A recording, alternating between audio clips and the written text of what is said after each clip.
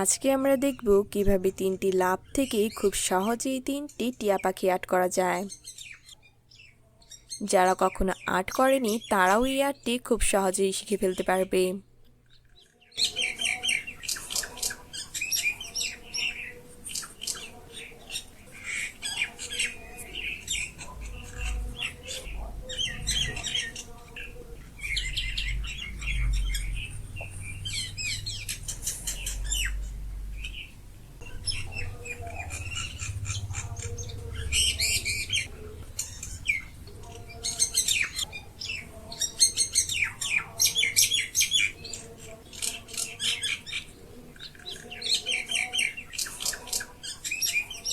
এখন আমরা টিয়া পাখিগুলো ব্রাশ পেন দিয়ে রং করব।